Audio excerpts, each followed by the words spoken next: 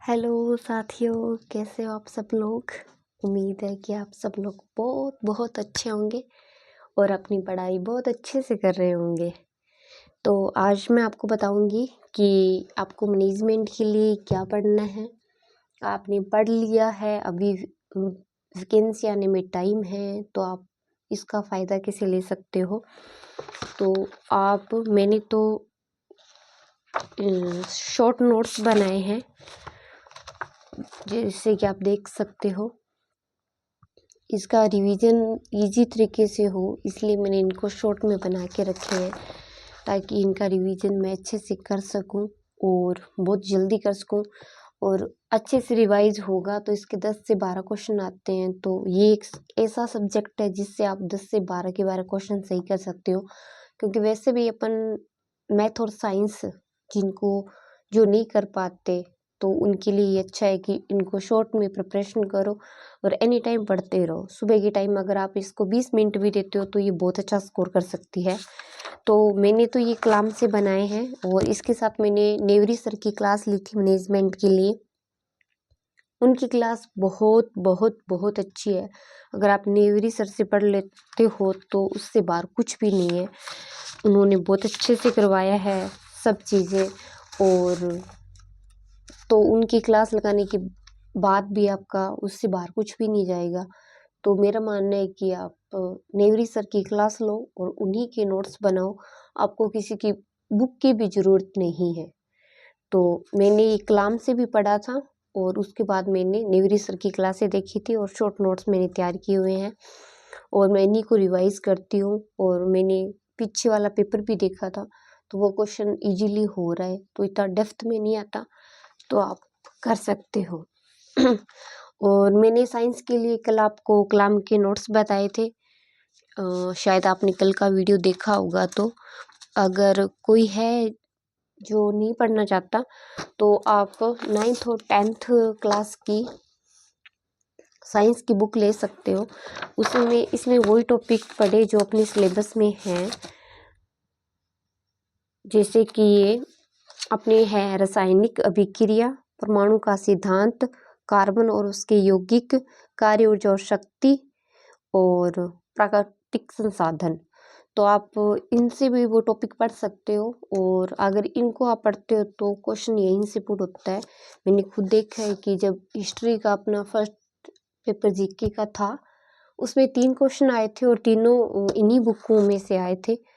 तो आप ये बुक ले सकते हो, ये 10th की है और ये है एक बुक 9th की। तो आप इन दोनों से साइंस तैयार कर सकते हो बहुत अच्छे वाली। अगर 3 से 4 क्वेश्चन भी आते हैं तो आप कर सकते हो इनसे। तो आप ज़रूर करना। जो टॉपिक इजी है, कम से कम 4-5 टॉपिक ऐसे हैं कि आप कर सकते हो। अगर उनसे 2 क्वेश्चन भी आते हैं तो आपके 2 नंबर सेफ स्कोर है। तो ये साइंस का हो गया और ये मैनेजमेंट का और हिस्ट्री का मैंने आपको बताया था, और इसके साथ ही मैंने जियोग्राफी का भी आपको बताया था। और तो आप ये ज़रूर पढ़ें। और कुछ भी आपको पूछना है नोट्स के बारे में या प्रिपरेशन के बारे में, मेरा शेड्यूल, और तो आप ज़रूर मेरे को कमेंट करना और मैं आपको ज़रूर बताऊंगी कि हाँ, मैं कैसे प्रिपरेशन करती हूँ या कैसे पढ़ती हूँ। ठीक है।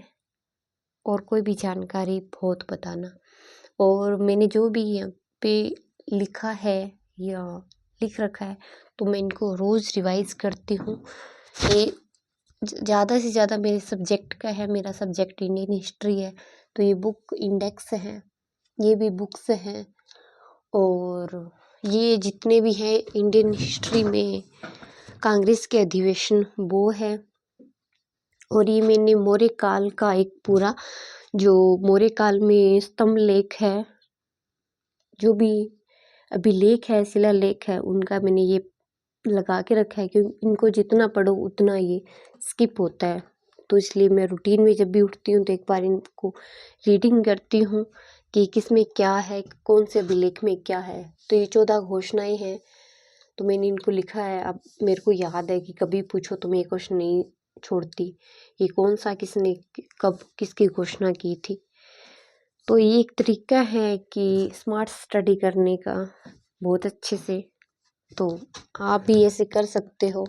ये मौर्य काल में कुछ शब्द है जो पूछे जाते हैं नेट जीआरएफ में भी और वैदिक काल में भी। तो ये मैंने जो शब्द हार्ड है उनको मैंने यहाँ पे लिख रखा है। जो किताबें सेम हैं तो वो भी मैंने यहाँ पे इसको लिख रखा है, जैसे रीति काव्य अलंकार, काव्य अलंकार, काव्य मीमांसा, काव्य प्रकाश, काव्य अनुशासन। तो ये गड़बड़ ना हो इसी के लिए मैंने यहाँ पे, मैं सुबह रूटीन में पढ़ती हूँ। और ये फिर सेम चीज़ें हैं जिनको याद करने में दिक्कत आती है, बार बार भूलते हैं या पजल होते हैं, तो आप इससे लिख सकते हो। तो आपको बताना किस चीज़ पे वीडियो चाहिए और मेरा स्टडी रूटीन आपको बताना है, और मैं कैसे पढ़ रही हूँ, सुबह क्या पढ़ती हूँ, शाम को क्या, और कैसे पीवाई क्यों करती हूँ, मेरा क्या स्कोर है। तो आप कमेंट में छोड़ना, और किस टॉपिक पे वीडियो बनाऊँ ये भी बताना। तो आपको मेरा वीडियो कैसा लगा और ये भी बताना और शेयर करना। धन्यवाद।